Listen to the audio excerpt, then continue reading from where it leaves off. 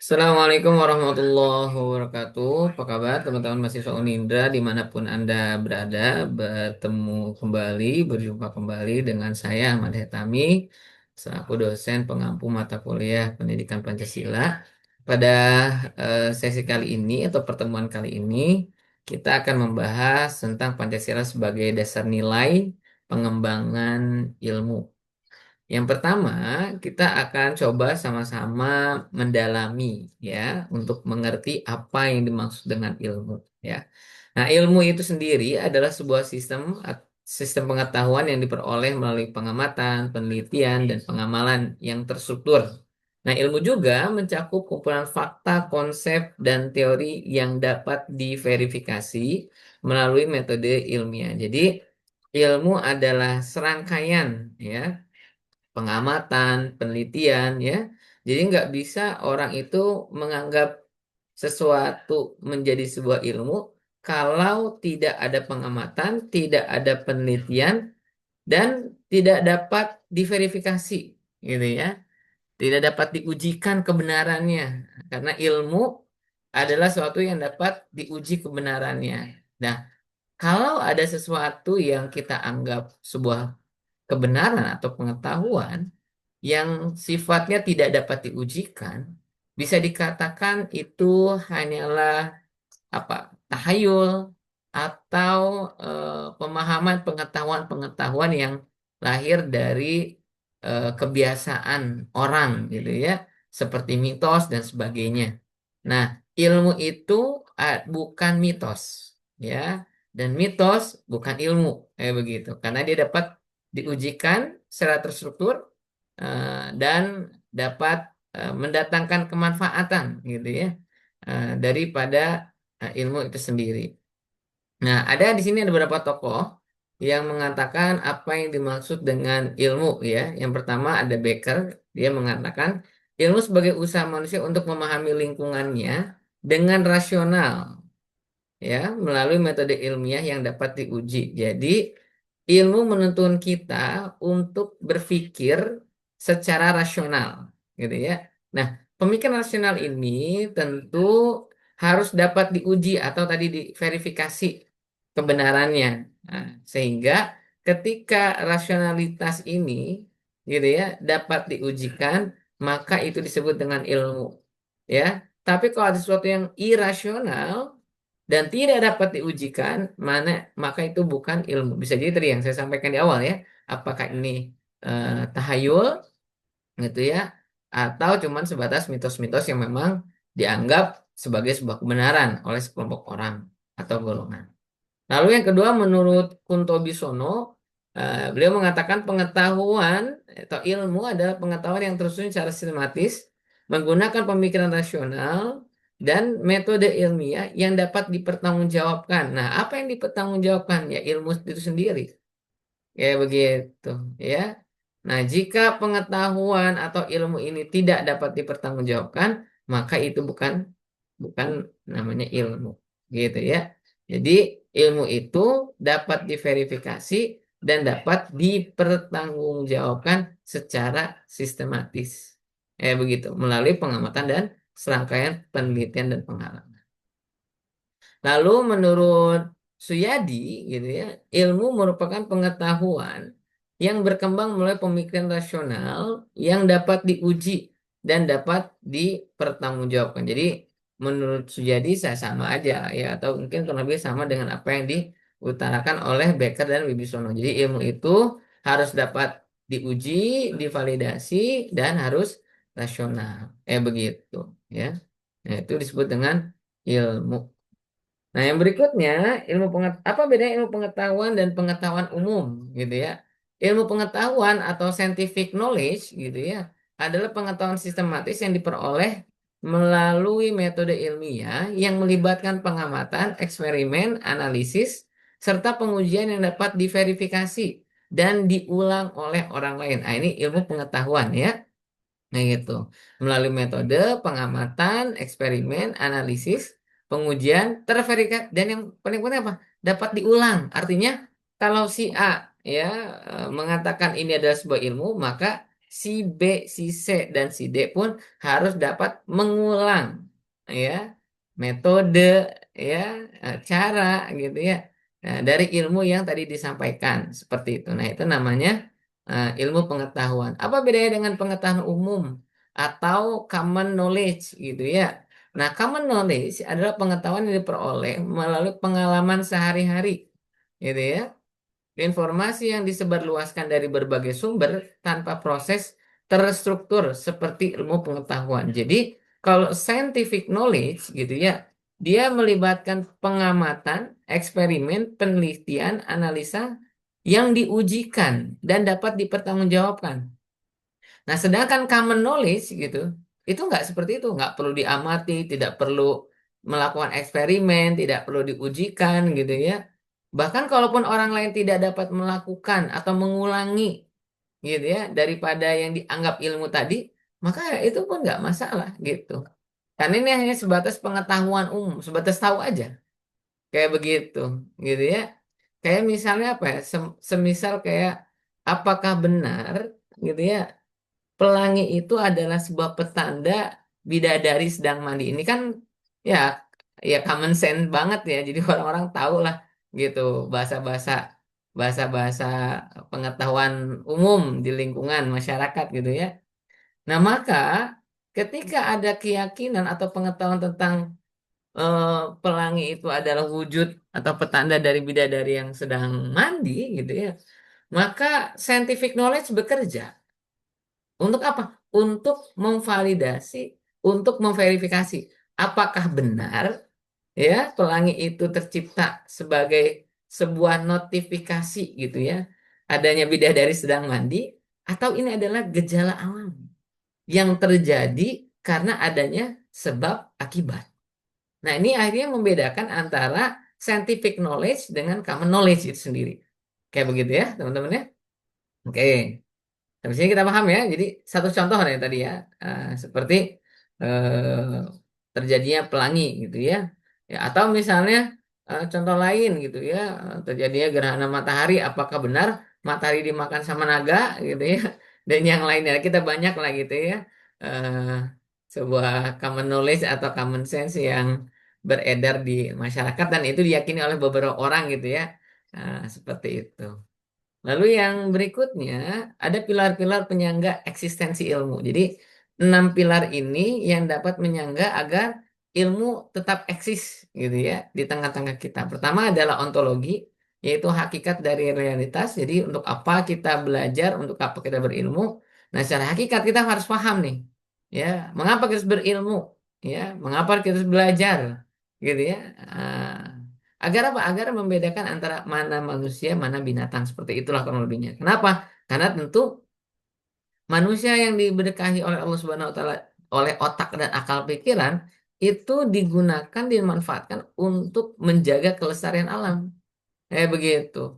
Ya, dan juga menjaga apa? Hajat hidup dirinya dan anak cucu keturunannya. Kayak begitu.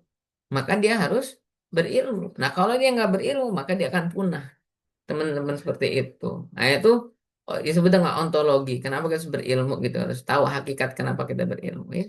Yang kedua, secara epistemologi ya. Bagaimana cara memperoleh pengetahuan ya. Nah, cara memperoleh pengetahuan itu banyak. Ada lewat jalur formal, ada non formal, ada informal gitu ya. Dan ketiga apa namanya? Ketiga eh, jalan ini gitu ya yang ditempuh oleh manusia untuk mendapatkan sebuah pengetahuan dan itu divalidasi gitu. Karena pendidikan formal aja nggak cukup, teman-teman. Ya, ada pendidikan di luar sekolah, ada pendidikan di lingkungan di mana mereka berada dan seterusnya. Ya, nah itu adalah cara di mana mereka untuk mendapatkan ilmu pengetahuan itu sendiri. Lalu yang berikutnya aksiologi adalah nilai dan manfaat daripada ilmu pengetahuan. Sejatinya orang yang berilmu adalah orang yang memiliki value gitu ya. Punya nilai, punya etika, moral yang tinggi seperti itu ya. Jadi bukan sebaliknya orang yang berilmu malah tidak bernilai, tidak memiliki apa, tidak memiliki akhlak, etika. Nah, ini justru malah berseberangan dengan ilmu itu sendiri ya. Bahkan kan ada sebuah apa namanya, sebuah perumpamaan gitu ya, bahwasanya orang yang berilmu itu laksana laksana padi ya, pohon padi semakin berisi maka semakin merunduk. Kenapa? Karena semakin berat ilmunya, bukan semakin jumawa atau semakin sombong kayak begitu. Lalu yang keempat secara logika ya, eh, rasionalitas dan koherensi gitu ya. Nah, bagaimana ilmu ini harus masuk akal, logis, dan dapat dipadu-padankan, ada hubungannya, ada keterikatannya. Jadi tidak disebut dengan ilmu kalau tidak ada keterikatannya, gitu ya. Jadi selain harus logis, harus ada keterikatannya. Manfaatnya apa? Karena tadi ilmu itu selain harus dapat diulang, tapi juga dapat mendatangkan kemanfaatan. Lalu yang kelima ada empirisme gitu ya, bukti berdasarkan pengalaman nyata gitu ya. Artinya bukti daripada ilmu itu sendiri dalam pengaplikasiannya gitu ya, atau dalam pengujiannya gitu ya. Gitu sehingga orang-orang merasakan oh ternyata si ilmu ini gitu ya benar keberadaannya. Begitu misalnya tentang apa ya, tentang gaya gravitasi bumi gitu ya, pasti benda itu akan jatuh ke bawah, nggak mungkin benda itu sebaliknya jatuh ke atas. Ini pengalaman ya, orang jatuh dari pohon, orang jatuh dari atap rumah, buah jatuh dari pohonnya gitu ya, dan seterusnya dan sebagainya.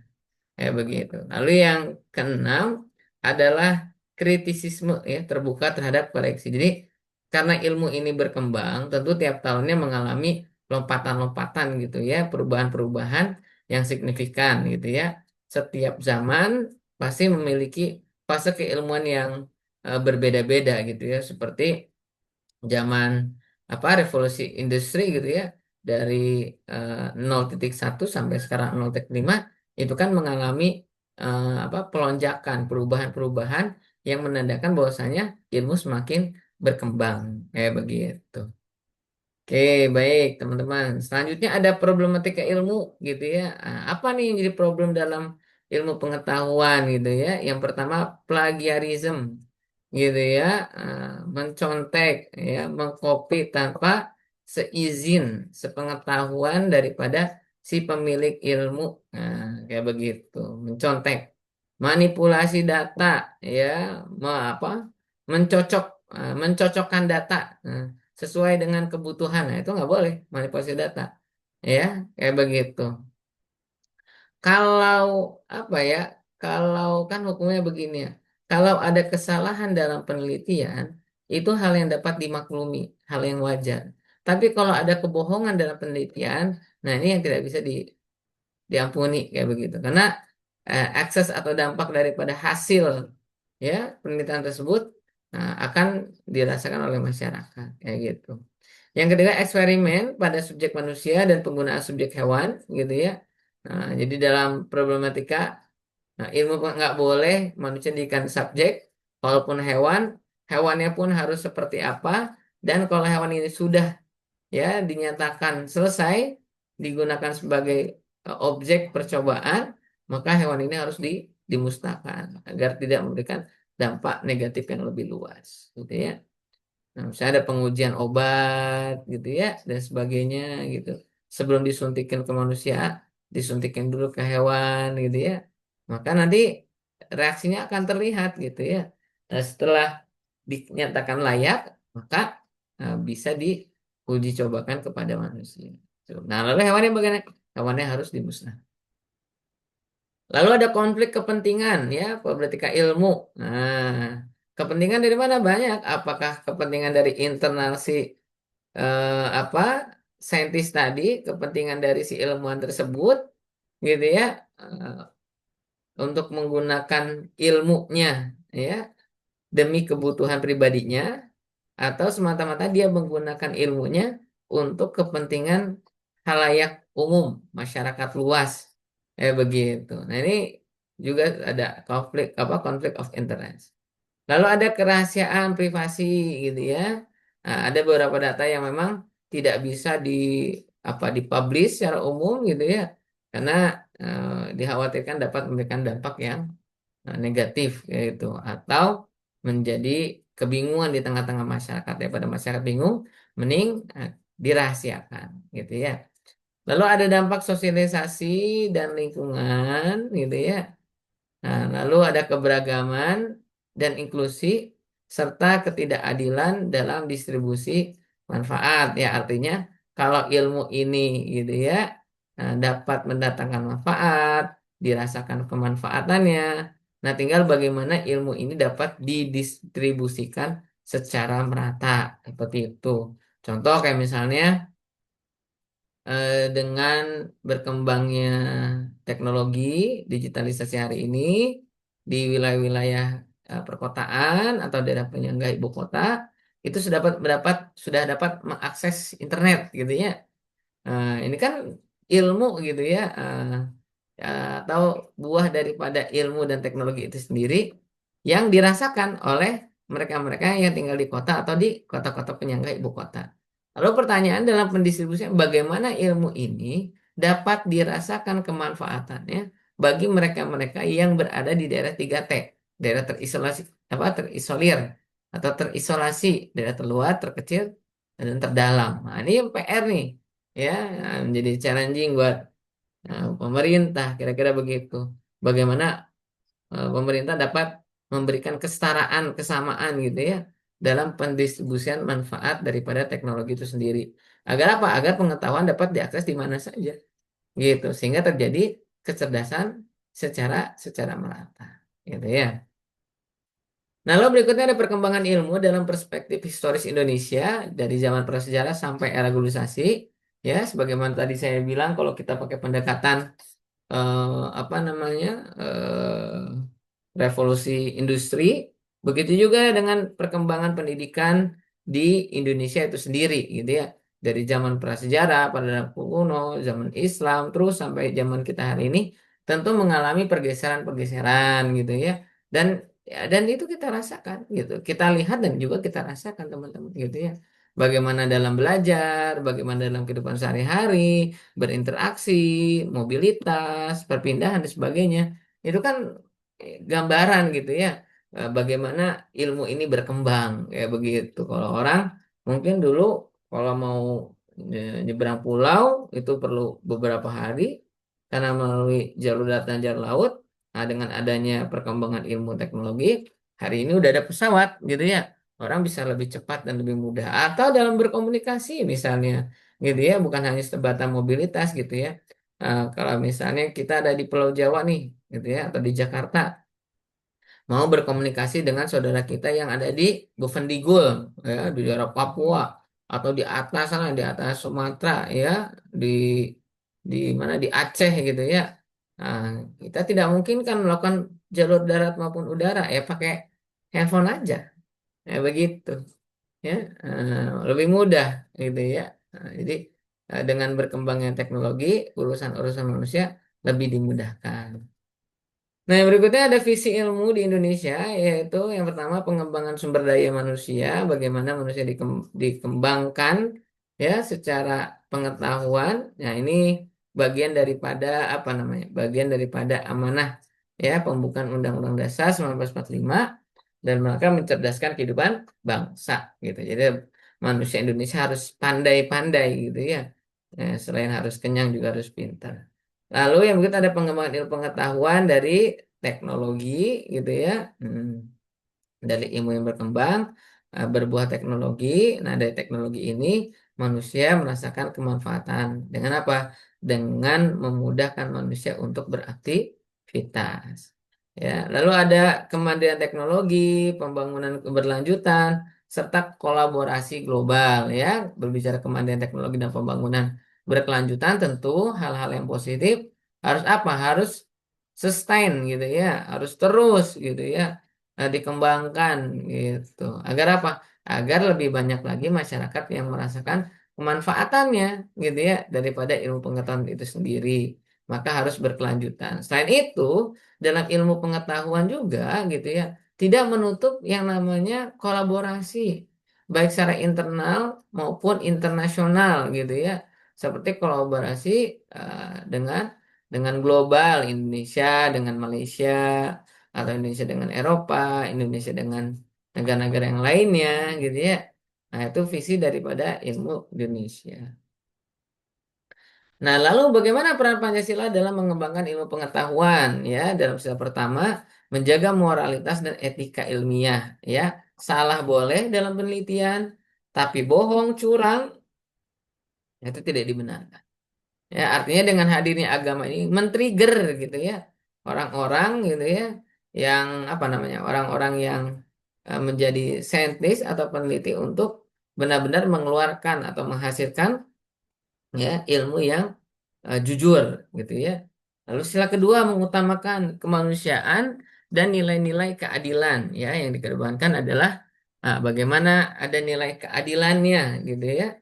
Nilai keadilan di sini artinya tidak hanya orang kaya gitu ya, tapi juga orang yang papa. Tidak hanya orang yang di kota, tapi juga mereka-mereka ada di perbatasan.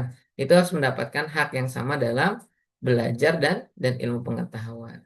Ketiga, memperkuat persatuan dan kesatuan bangsa gitu ya. Semakin berilmu, semakin solid gitu ya. Nah, semakin kuat Indonesia tidak dapat dipecah belah oleh bangsa yang lainnya. Yang keempat, menjamin demokrasi atau menjamin demokratisasi ilmu dan akses yang merata. Jadi artinya ketika orang sedang mengembangkan ilmunya, maka itu harus disupport sama pemerintah, kayak begitu ya. Agar ilmu ini dapat berkembang dan dapat mendatangkan kemanfaatan. Gitu. Setelah itu, ilmu yang sudah dikembangkan ini dapat diakses ya oleh setiap warga masyarakat, gitu ya.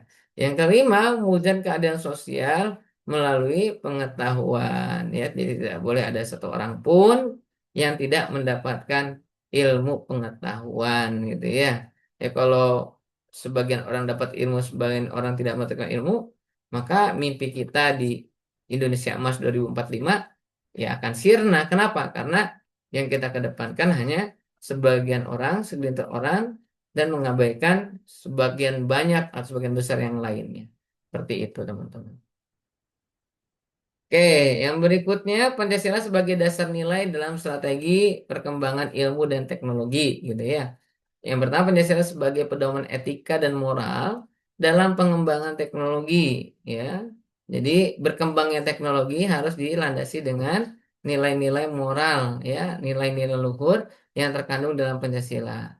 Pancasila sebagai dasar kebijakan nasional dalam ilmu dan teknologi, gitu ya, landasannya ini, ya. Lalu Pancasila mendorong pengembangan ilmu pengetahuan berbasis nilai kebangsaan. Ya, teknologi berkembang bagus, bagus. Tinggal, nah apa sisi nilai plusnya gitu ya, yang dapat mengembangkan atau memperkenalkan Indonesia di dunia luar seperti itu. Ya, jadi Indonesia dikenal oleh negara asing itu bukan hanya etikanya aja gitu ya, tapi juga dengan teknologinya ya begitu ya. Lalu yang keempat, Pancasila sebagai pijakan strategis pengembangan teknologi yang berkelanjutan gitu ya. Jadi Pancasila sebagai landasan gitu ya dalam berinovasi ya dalam teknologi secara berkelanjutan. Ya begitu. Oke. Nah, berikutnya sikap ilmuwan berdasarkan nilai Pancasila gitu ya. Bagaimana sikap para ilmuwan gitu ya berdasarkan Pancasila? Pertama, seorang ilmuwan harus mengakui dan menghormati keberadaan Tuhan dan keyakinan beragama gitu ya. Jadi seorang ilmuwan haruslah beragama, meyakini adanya Tuhan. Kenapa? Karena sejatinya ilmu itu datang daripada Tuhan gitu ya. Dalam literasi Islam ada Asmaul Husna.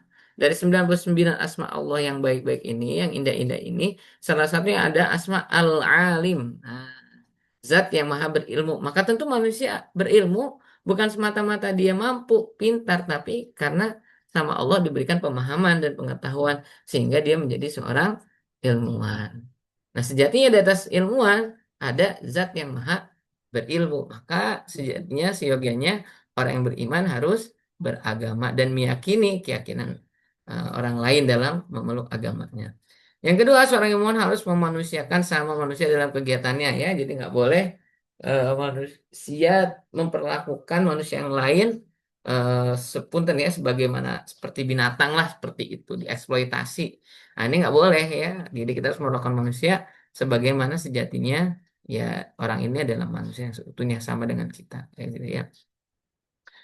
Nah, yang ketiga seorang ilmuwan dituntut untuk menjunjung tinggi kepentingan bangsa dan negara gitu ya. Nah, kita tahu beberapa apa namanya beberapa diaspora masyarakat Indonesia yang belajar di luar negeri, lalu mereka berkarir di luar negeri, ketika negara membutuhkan ya mereka kembali untuk mengabdi gitu ya kepada negara. Kayak begitu. Ini salah satu nilai nasionalisme yang tinggi gitu ya. Karena tentu kalau kita berbicara materi, wah di luar pasti mereka mendapatkan salari yang bagus, sarana fasilitas yang luar biasa gitu.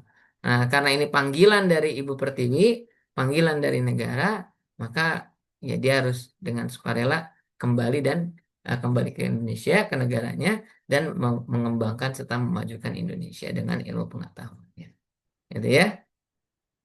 Lalu yang keempat, seorang ilmuwan harus terbuka terhadap kritik dan saran, serta menghargai pandangan lain yang berbeda. Jadi artinya seorang ilmuwan itu nggak boleh apa close-minded, nggak boleh taklid gitu ya. Seorang ilmuwan harus terbuka gitu. Karena tentu eh, apa ya ilmu yang dia pelajari atau dia teliti tidaklah sempurna gitu. Tidak sempurna dalam artian bisa jadi ketika si ilmuwan ini meneliti suatu perkara, ya, maka orang lain pun dapat meneliti dengan perkara yang sama, tapi dari hasil, sorry, dari perkara yang sama dengan hasil yang berbeda. Kayak begitu. Nah, ini kan menunjukkan adanya perkembangan ilmu, gitu. Maka kritik dan saran itu penting untuk membangun, gitu. Tapi akan menjadi tidak baik, gitu ya, tidak akan berkembang ilmu itu sendiri. Kalau apa? Kalau tidak ada kritik dan saran, ya kayak misalnya proses dialektika contoh misalnya ya telekomunikasi ya. Kalau orang dulu mau berkomunikasi susah pakai telepon kabel ya. Aduh, belum daftarnya, belum nanti gimana kalau dia lagi nggak di tempat kan susah. Oh, nah, terus ada lagi telepon umum ya pinggir-pinggir jalan, begitu. Nah, maka berkembang dari tadi tuh pesawat-pesawat telepon tadi gitu ya. Dari telepon-telepon kabel ini berubah ke telepon tanpa kabel, handphone, gitu ya, atau telepon genggam. Orang bisa berkomunikasi dimanapun dan kapanpun. Nah, ini termasuk nih buah daripada kritik tadi, kayak begitu. Ah, kalau pakai kabel susah tuh, ya nggak bisa dibawa kemana-mana, kayak begitu. Ini kan menjadi kritikal, ya, jadi kritik gitu ya, bagi si saintis. Nah, bagaimana dia mengembangkan ilmu biar orang masih bisa melakukan mobilitas gitu ya tanpa harus khawatir gitu ya dengan adanya kabel gitu dalam alat komunikasinya. Sekarang ada alat komunikasi genggam tanpa kabel yang dapat menemani seseorang dalam mobilitasnya. Jadi dia dapat berkomunikasi kapanpun dan dimanapun ya begitu. Nah, yang kelima, seorang ilmuwan harus bekerja dengan tujuan menciptakan kesetaraan dalam akses terhadap manfaat dan pengetahuan. Jadi, tugas daripada seorang ilmuwan ini, ya dia bukan hanya apa ya, bukan hanya untuk mementingkan dirinya gitu ya, tapi bagaimana dia memikirkan kemanfaatan dari ilmu pengetahuan itu sendiri gitu ya. Ya, ada kayak misalnya contoh ada dokter yang cuma dibayar 1.000 2.000 gitu ya. Karena emang dokternya tidak mencari profit di dalamnya gitu ya semata-mata ini hanya sebagai bentuk apa ya solidaritas gitu ya atau kepekaan beliau terhadap lingkungan masyarakat di mana masih ada orang yang perlu berobat ya tapi eh, dia nggak punya uang kayak begitu ya. Nah, itu salah satu eh, contoh daripada seorang ilmuwan harus bekerja sesuai dengan tujuan yaitu menciptakan kesejahteraan. Oke, baik. Teman-teman semua, saya kira itu yang bisa saya sampaikan untuk pertemuan kita kali ini. Ya, selebihnya kita akan lanjutkan di pertemuan yang akan datang. Semoga dari yang singkat ini ada manfaatnya. Kurang dan lebihnya mohon maaf. Saya akhiri. Billahi taufiq wal hidayah. Assalamualaikum warahmatullahi wabarakatuh.